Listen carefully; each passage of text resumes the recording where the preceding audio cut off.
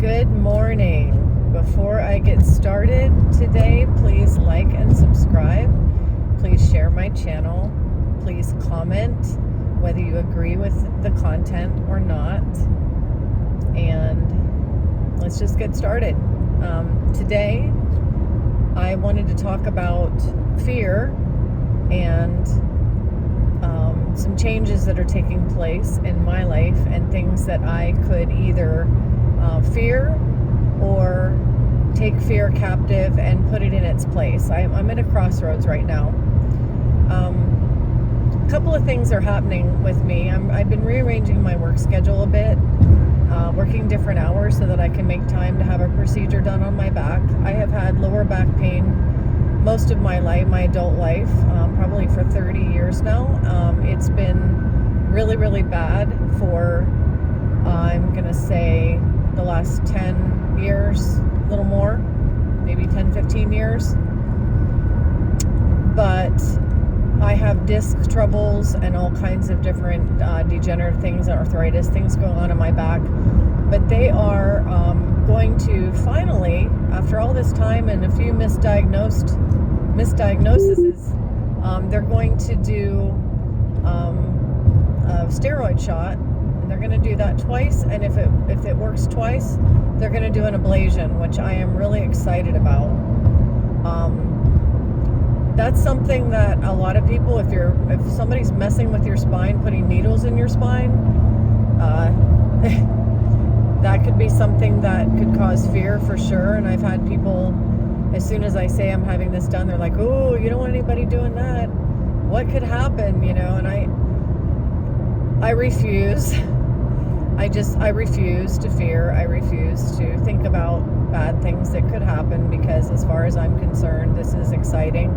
It's something that could really eliminate the pain, which would be amazing if that were to happen. So I'm excited about that.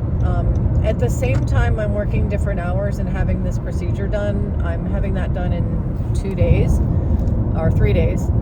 But at the same time, I'm also looking for places to live. And I touched on that a little bit in the last video I did, that I'm apartment searching. And I actually was kind of just playing with the idea of moving into the city.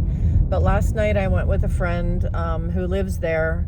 We had dinner and I got to see her place.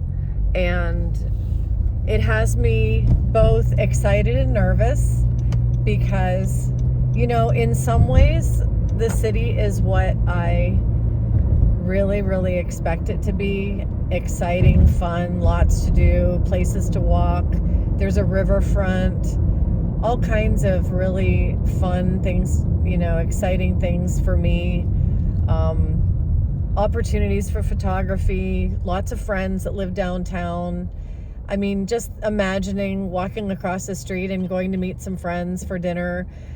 That kind of thing, I like that kind of thing about living in a city. And mind you, I think I said this in my last video, I'm not moving to Manhattan, okay? This isn't even Pittsburgh. This is a very small city. It does have high-rise buildings, but it's got a low population. It's not a huge city, but it still has a city vibe. It's small and very manageable. And it's about, it's Harrisburg, Pennsylvania. It is, I think there are a couple of cities that are small, like Harrisburg. You could call it a large town, only it has like 20-story buildings in it, and it does give off city vibes. So anyway, that being said, I'm actually in this stage now where I'm not just dreaming. Now I'm doing the work. And this is what I want to talk about, because when we manifest our dreams, it starts with a thought. It starts with, this is what I want. This is what I want to see happen. I started off with, what would make me happy? What would I enjoy? How can I picture myself living my life and waking up in the morning being really grateful for every day? How can I picture myself living my life doing what I love? What makes me happy? What will make me happy? And, I'm going to park in the shade today. I'm going to do something different and park in the shade because it's 94 degrees and I want my car to be shaded. I don't want to be in the sun. So anyway, yeah, it's a thought. What do I want? Now here comes the lawnmower. I'm not going to be able to do this video. Y'all wonder why I do this when I'm driving. Guys mowing the grass here. Anyway, the thought was, what do I want? Then it turned from a thought to excitement about it. Then I wasn't just thinking, what do I want? I thought, I came up with what I wanted and what I wanted my life to look like. And then I found that, oh, well, that exists. There are these high-rise buildings in the city. And if I moved to one of those, my life would look like I want it to look. So I started researching, plotting, planning. I looked at the commute to work. How would that be? I looked at different apartments and do they accept pets and how, what's the expense involved? And, I started to make lists and I started to research. I did a lot of footwork in finding what I want. And once I found, I narrowed it down to a few different apartments. Now I'm on the ground actually going to look at them. And now it's getting exciting. So this is how we manifest. Think about, what it is you want. Become excited about it. Know that it's yours. Know that it can happen. Imagine yourself living in it. Imagine yourself being that happy and doing the things that you want to do. And then start to do the work to get yourself there. And just and right as I'm saying this, I have to show you this. In my clock, look at the number. I've actually become a big numbers person. I'm not a numerologist, but I do know that numbers have meaning. And every time I see 1111, it says I'm on the right path. So anyway, thought I'd just share that. But yeah, I just decided that this is what I'm going to do. I started doing the footwork and the research, and now I'm boots on the ground. And when I say, this morning I was thinking about some of the videos that I'm doing, and a lot of the videos that I was watching about manifesting say things like, let the universe open up, let the universe open to you. The universe is, to me, when we say let the universe, I call that God. The universe is part of what God is. Universe is part of creation. But universe isn't God as far as I'm concerned. God is God, and God is the all, the I am, the one, the whole. God is, timeless, all-knowing. And Jesus, who I follow, came to share that we are all children of God. We are all spirits that belong to God. We are all parts of God. We are all one. We all belong to that one. So God is the one, the all, the I am, and we all are part of the I am. We all are one. And that's what Jesus Christ came to teach us. And one of the things, I woke up this morning and I had a bad dream because my cat's going to stay with someone while I do all this looking and searching.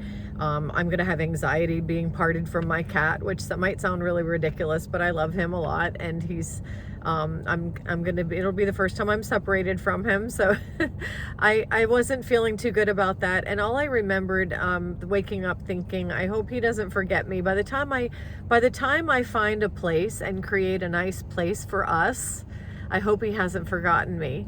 And it reminded me of when, Jesus says, I'm going to prepare a place for you. I'm going to be leaving you, but I'm still here with you, and I'm going to prepare a place for you. And we're not to forget him. We're not to forget who we are and who he is, and that he's preparing a place for us. And it sounds really ridiculous, but I thought, I hope my cat doesn't go away and then I prepare this place and then he forgets who I am. I'm working really hard to prepare a nice place for us. But it made me think of that when Jesus said, I'm preparing a place for you. That's exactly what is happening. It might seem like we're in these bodies separated from everything else, But the place for us is being prepared. It's already there, but it's our lives bring us to that place, and we can't forget who we are and who is bringing us there, who is preparing that place for us. And the apartment that I'm looking for, preparing, as I'm doing all this research, preparing, part of that has to do with friends and togetherness and my life's purpose and how I can help other people, being part of the community, having my cat there with me, having my job, living the life that I want to live. I'm preparing for that. And it just reminded me of the preparation that we do for our soul's purpose, because our souls are meant to be together as one. And as we live this life, that is the whole message, is that the preparation is that we are one. We have to live like that now, because on earth as it is in heaven. But that place, once these bodies are no longer, and once we're together as one, that's the place that is being prepared for us. So to keep our eyes on the prize, to keep our eyes on 11:11 just went by on my on my clock, but to keep our eyes on that, and to keep our eyes on what is important, what matters. What matters in finding this apartment isn't that I get all cozy down and make myself as comfortable as possible and isolate myself from humanity. What matters is that I put myself in a position where I can join in with humanity and join in with community and join into a place where I can make a difference. Now, do I have to be Billy Graham and be on a stage and talk to thousands and thousands of people? No, but I do need to be able to be part of the all. And that's what I'm excited for. I don't think I've ever been this excited in my life about moving into a particular place and starting to open up a new chapter. And so this video, this whole YouTube channel, and this is all about taking you along on the journey. And I want you to participate with me. If you are in a transitional period, or if you're just in the stage where you're trying to think, what do I want out of life? Where am I going? What am I supposed to be doing? It's about being one and togetherness and being love and being light, doing what you enjoy, and having every day of your life feeling not like work, but like joy. So what brings you that? What brings you that joy, and what brings you that connectedness with other souls? And when you come up with that, and you start to realize that, oh, this is what would bring me joy. Don't limit yourself. Don't say, oh, well, this is what I would really love, but don't do the but. This is what I would really love, and I can do this.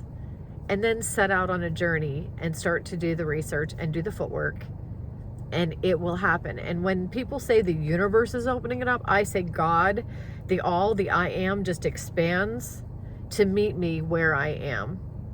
I am. God says I am. And when I am living in alignment with Him, with the all, with the one expands and opens up to invite me in. And things just start to happen. And I can't explain exactly how they happen, but they do. And I just want to help anybody who needs help following along with that kind of journey, with that kind of life purpose path. I just want to be a light, a guide, and a help, so that you can have the life that you want and be in that connective one.